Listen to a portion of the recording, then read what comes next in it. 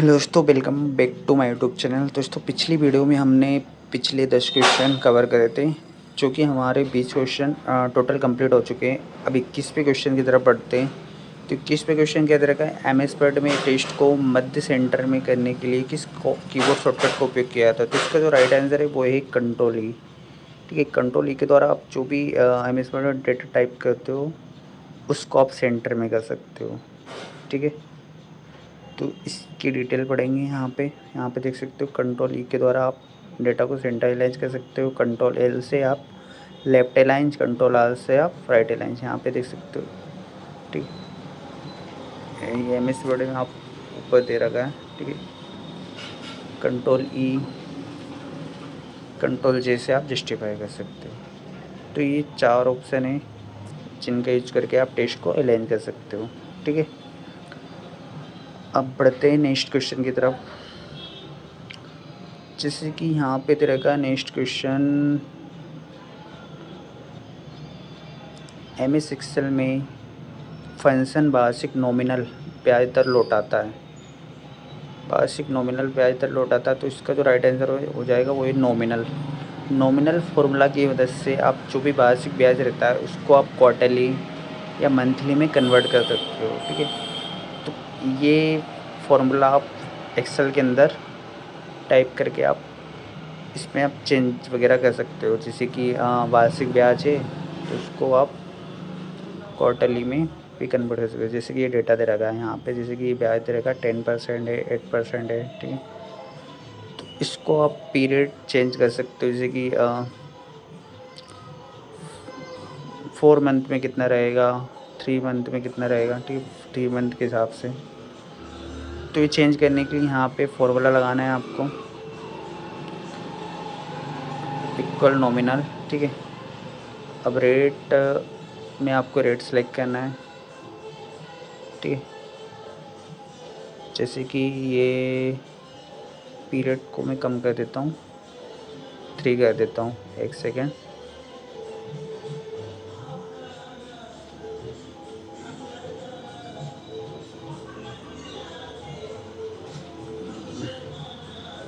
जिससे मैंने पीरियड को 3 कर दिया। ठीक है, अब यहाँ पे फिर से फॉर्मूला टाइप करना, nominal bracket open, effective rate में आपको ये रेट लेना है 10%। ठीक है, इसका कोमा लगाना है। कोमा लगाने के बाद आपको यहाँ पे ये पीरियड सेलेक्ट करना है, इसका ब्रैकेट बंद करना है।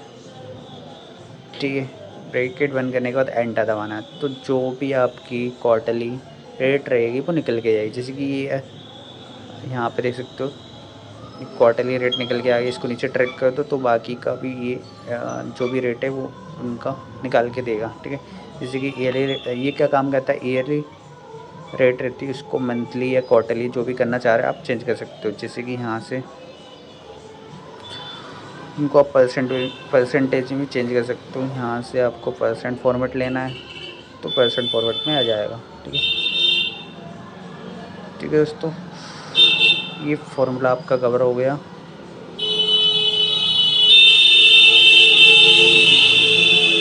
बढ़ते अब नेक्स्ट क्वेश्चन की तरफ।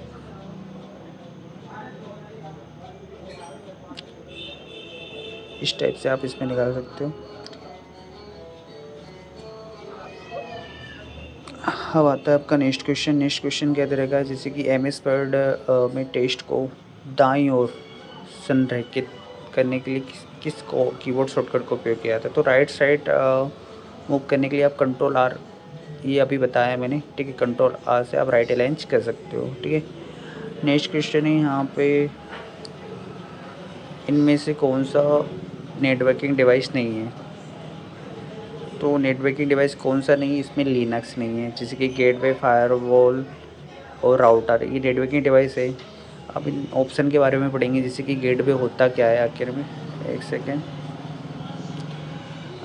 जैसे यहाँ पे आप देख सकते हो,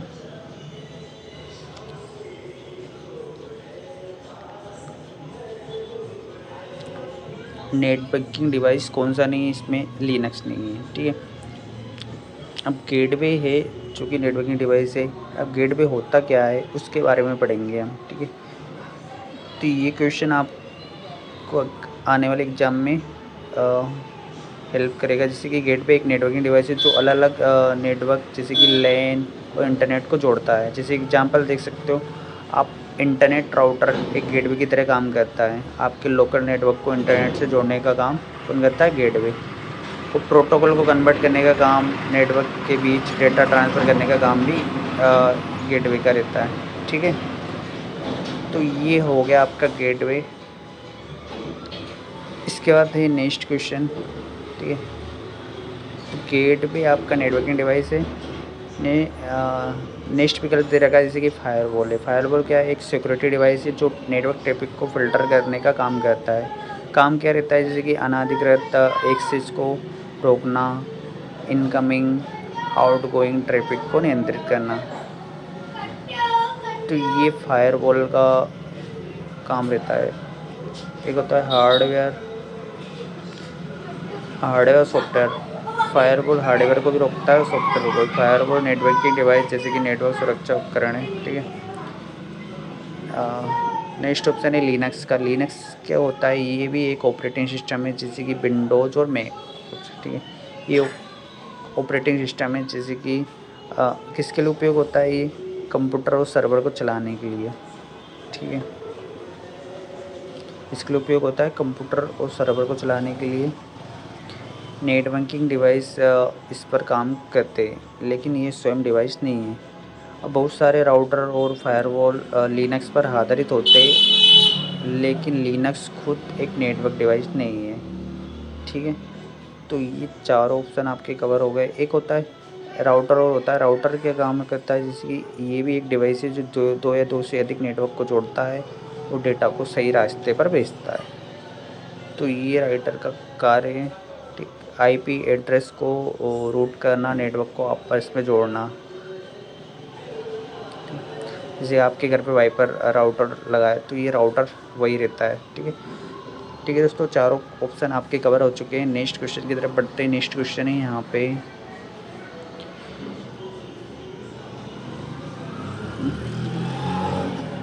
ठीक है, तो लिनक्स इसमें नेटवर्किंग डिवाइस नहीं है। नेक्स्ट क्वेश्चन है यहाँ पे, लेजर प्रिंटर क्या है? लेजर प्रिंटर स्याही का उपयोग करता है। लेजर प्रिंटर जो है पाउडर रूपी काली स्याही का उपयोग करता है। ठीक है, तो इसका जो राइट आंसर है पाउडर रूपी काली। लेजर प्रिंटर होता क्या है इसके बारे में पढ़ेंगे। जैसे कि यहाँ पे आप देख सकते हो, लेजर प्रिंटर स्याही इंक की जगह टोनर का उपयोग करता है। एक टोनर एक सूखा पाउडर होता है जो मुख्य रूप से काला ब्लैक होता है। काले लेजर प्रिंटर में अन्य रंग जैसे कि सियान, मैग्नेटा, येलो के टोनर भी हो सकते हैं, लेकिन सामान्य लेजर प्रिंटर में मुख्य रूप से काला टोनर ही होता है। ठीक है, अन्य विकल्प गलत क्यों है?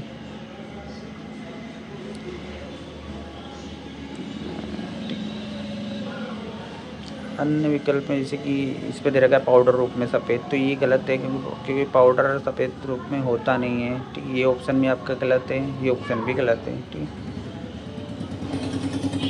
है दोस्तों, नेक्स्ट क्वेश्चन की तरफ बढ़ते हैं। नेक्स्ट क्वेश्चन यहाँ पे दे रखा है 26वां क्वेश्चन है।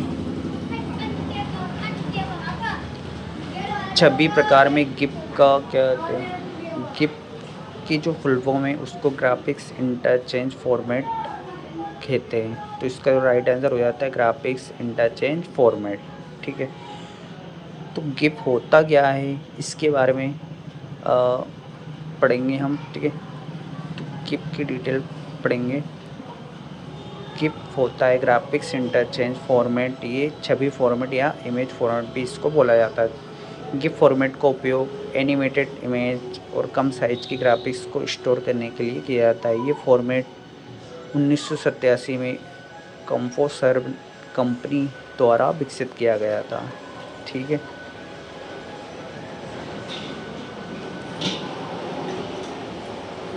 तो ये सन अपन को याद रखना है। ठीक है, जो आने वाले एग्ज़ाम के लिए बहुत यूज़फुल रहेगा। अब गिप की विशेषताएं देखते हैं। गिप की जो विशेषता है 256 रंग होते हैं, इसमें 8 बिट होते हैं, 8 बिट रंग होते हैं। एनिमेशन सपोर्ट करता है, ट्रांसपेरेंसी को सपोर्ट करता है। इंटरनेट पर गेम्स जैसे कि मेम्स और छोटे एनिमेशन आइकन आदि में भी इसका उपयोग होता है। ठीक है, तो ये हो गया आपका गिव कवर। नेक्स्ट क्वेश्चन दे रखा है, जैसे कि नेक्स्ट क्वेश्चन यहाँ पे निम्नलिखित में से कौन सा ऑपरेशन का एक ब्लॉक साइफर मोड है। तो इसका जो राइट आंसर हो जाता है block cipher mode. Right answer है ECB, CBC, CFA, OFV और CTR। ठीक है, तो ये होता क्या है इसके बारे में पढ़ेंगे हम। जैसे कि block cipher modes of operation क्या होते हैं। जब कोई ब्लॉक साइफर जैसे कि AES DES डेटा को इनक्रिप्ट करता है तो वह डिफ़ॉल्ट साइज के ब्लॉक जैसे 24 बिट या 128 बिट पर काम करता है। तो इस ब्लॉक को कैसे इनक्रिप्ट या डिक्रिप्ट करना है, इसके लिए मोड्स ऑफ ऑपरेशन बनाए जाते हैं। जैसे कि फर्स्ट तरह का ECB इलेक्ट्रॉनिक कोड बुक, ये क्या सिफर और हर ब्लॉक को अलग अलग से इनक्रिप्ट करता है। एक होता है CBC कि सिफर ब्लॉक चेंजिंग, पिछले ब्लॉक में XOR करके अगला ब्लॉक बनाता है। एक होता है CFV सिफर फीडबैक स्ट्रीम साइफर की तरह व्यवहार करता है। OFV आउटपुट फीडबैक इनक्रिप्शन की स्ट्रीम जनरेट करता है। एक होता है CTR counter mode, counter value पर आधारित सामान्यतः प्रोसेसिंग के लिए उपयुक्त होता है। तो ये आपका क्वेश्चन कवर हो गया। नेक्स्ट क्वेश्चन की तरफ बढ़ते हैं। नेक्स्ट क्वेश्चन क्या दे रखा है, जैसे कि एक्सेल में नॉर्म टेस्ट फंक्शन किस श्रेणी में आता है। तो इसका जो राइट आंसर हो जाता है, ये ऑप्शन यहाँ पे गलत दे रखा है। ठीक है, इसका जो राइट आंसर है वो है संगतता। ठीक है, ये आपका राइट आंसर है। ठीक है, ये ऑप्शन आपका गलत है। तो क्यों गलत है इसके बारे में हम पढ़ेंगे आगे। ठीक है, एक्सेल में नॉर्म लिस्ट का फंक्शन किस श्रेणी में आता है, इसके बारे में डिटेल पढ़ेंगे। जैसे कि यहाँ पे आप देख सकते हो नॉर्म लिस्ट फंक्शन होता क्या है। ये एक्सेल में एक कॉम्पैटिबिलिटी फंक्शन है जो मानक सामान्य वितरण स्टैंडर्ड नॉर्मल डिस्ट्रीब्यूशन का क्यूमुलेटिव प्रोबेबिलिटी रिटर्न करता है। ये पहले स्टैटिस्टिकल फंक्शन होता था, लेकिन 2010 के बाद इसे कॉम्पैटिबिलिटी श्रेणी में डाल दिया गया है। ठीक है, तो इसका जो नया अधिक रूप है नॉर्म डॉट एच डॉट डिस्ट। ठीक है, तो इसका जो नया रूप है वो इस टाइप से है। ठीक है, इसलिए ऑप्शन गलत है। आप पहले इस टाइप से लिख सकते हैं, अब इस टाइप से इसको टाइप करना पड़ेगा। ठीक है, तो ये क्वेश्चन आपका कवर हो चुका है। नेक्स्ट क्वेश्चन की तरफ बढ़ते हैं। यहाँ पे